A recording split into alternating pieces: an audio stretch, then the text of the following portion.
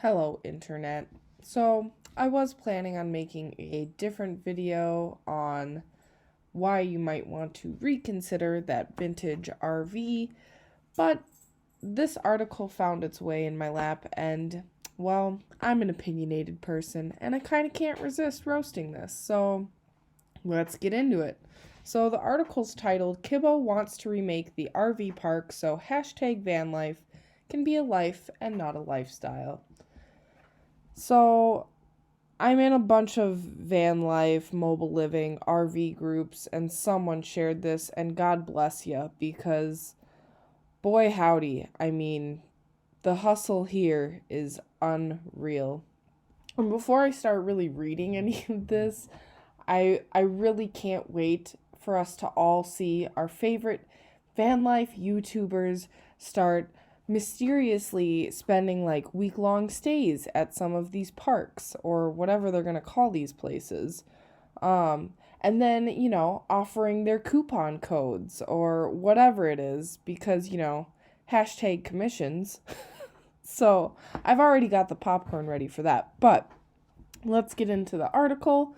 So to start out, this article is talking about a fella by the name of Colin O'Donnell, who was part of this like urban tech wave, and he started, I think, an app that got bought out by Sidewalk Labs, dealing with kind of public transportation, and that he has kind of been rethinking how cities and communities function. So, the article goes on to say O'Donnell's new company, Kibbo, takes advantage of both trends. The San Francisco-based startup aims to upgrade the American Trailer Park, making it a network of intentional communities for the remote working, previously urban professionals, PUPs. This is not an acronym that's going to catch on, Mr. Writer. I appreciate that you're trying hard here to set a trend, but stop. So to ensure that these remote working puppies, I'm going with it, don't please stop, can navigate the American roadways in the manner to which they're accustomed, Kibbo pitches exclusive RV parks outfitted with amenities like kitchen supplies and basic staples like coffee and snacks, a gym, and recreational facilities for congregating. The company is now taking applications for membership and will be charging $1,000 per month. I'm going to say that again. The company is now taking applications for membership and will be charging $1,000 per month to access its locations of sites near major national parks across the West Coast. Now, I have a lot of thoughts, but I'm going to try to keep this video brief, so I'm going to try to rein them in. But $1,000 a month is pretty steep, and especially considering most folks that I know who got into van life did so to get away from the mortgage, the insane rent, to live life on your own terms, to afford to go out and live life instead of just working in this rat race to get by. The first thought that came to mind is that this is literally Sodo Sopa come to life for van life. You can't say excitement without saying Sodo Sopa. The food, the art, the nightlife. With the lofts and residences at Sodo Sopa, all the action was just a few steps away. But what if you could actually live in the most central location that Sodo Sopa has to offer? Well, now you can. Announcing the Villas at Kenny's house. The most sought-after address in all of South Park for only the very privileged few. Now, I'm a weekend warrior, so I don't do this full time. But at the same time, even if I did, oh my God, I get that sometimes there's troubles finding suitable places to park, and after a while, once you've built out your van and you don't have a bathroom or a shower, that starts to get old. I get it. I could see where there's an argument to be made for something like this. I mean, the RV community does have these types of places. They've got Thousand Trails and all these other types of campsites where you pay a membership. But in the RV community, I think the most expensive membership that I've heard of goes up to like $1,000 for a year. A year. This is insane. And somebody in one of these groups made the comment that, well, you're not their market. And it's like, obviously, I'm not their market because I would not be paying $1,000 per month. That's the beauty of van life. And someone also made a comment that this is a San Francisco-based startup. And not only are they going to, as we can see later here in this article, not only are they going to have community visit spots, is that what they're calling these, in these national parks, but they're also going to have them in urban cores like Los Angeles, San Francisco, and somewhere in Silicon Valley. Well, yeah, someone said, well, you can't even rent a closet in San Francisco for $1,000. And I mean, that's a great point, but I don't know. To me, the point of van life is to be able to live elsewhere, like to not have to live where it costs money to breathe. Like, and I'm sorry, I don't care what kind of facility you build, I'm not parking my nothing in San Francisco or within like a 20-mile radius.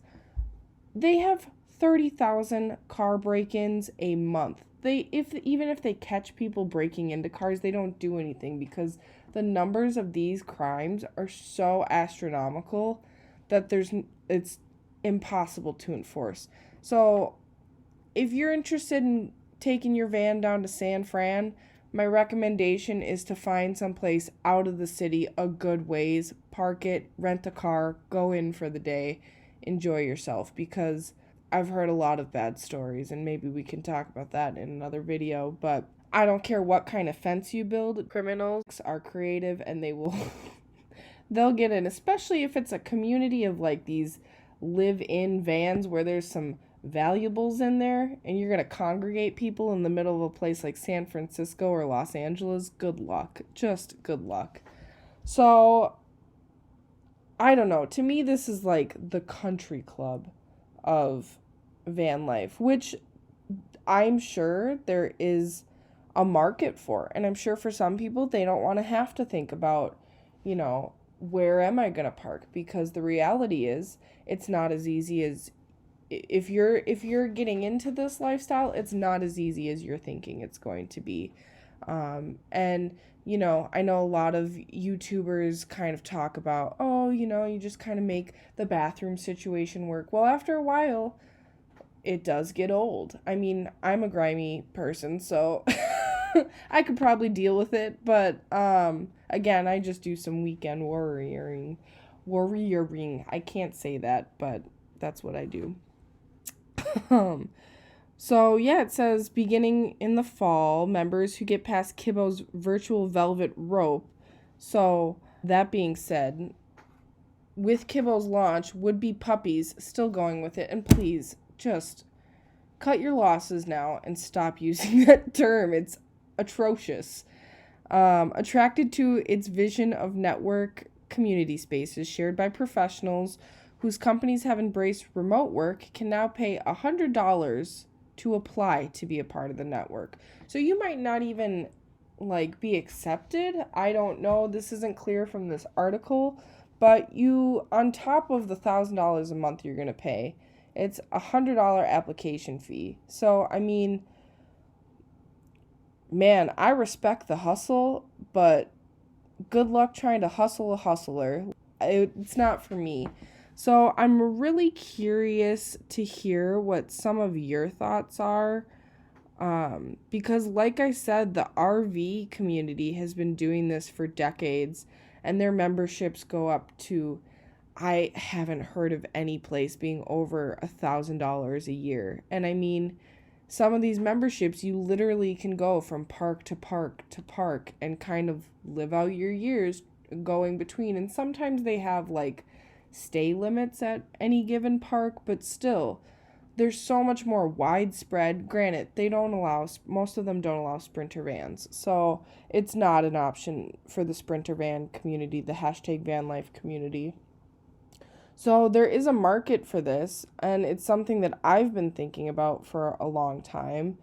But damn, I was thinking like if I had a big piece of land and I wanted to run like a camp for like van life schoolies, that kind of thing, because schoolies also have a lot of trouble. You want to talk about having trouble parking your van?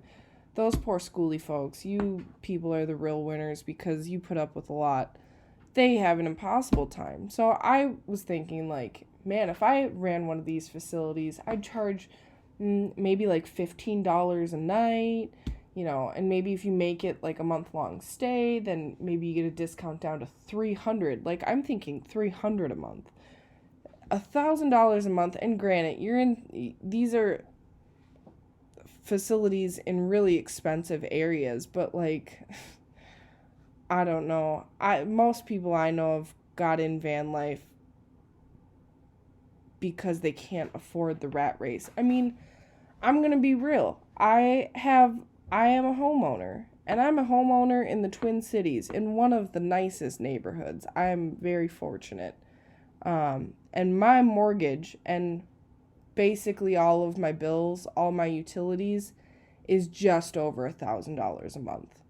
Like, at that point, in my opinion, like, you might as well jump back into the rat race, like, because you're gonna get so much more out of a stable living. To me, the point of the beauty in van life is being able to just go off to crazy unique places and have these wonderful experiences, both good and bad, but I mean, you grow from the bad, and the awesome experiences are wonderful memories. Like, I don't know, like, to me, van life is supposed to be accessible for everybody, and this just isn't it.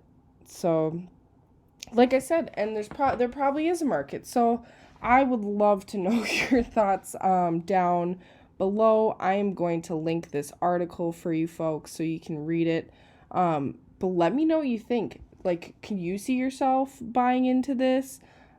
If so, like, what are some of those reasons? Is it just because it's really hard to park in cities or to feel secure? Or, yeah, you want, like, a dedicated workspace or a kitchen? Like, I'm sure that for some folks, this is the ticket. And then for some of you, it's not. So either way, like, I would love to hear what you have to say below. So that's it, guys. At some point this week, I'll probably put out a video talking about vintage campers and reasons to reconsider that purchase. So if you have any interest in that, stick around, and we'll see you later. Bye.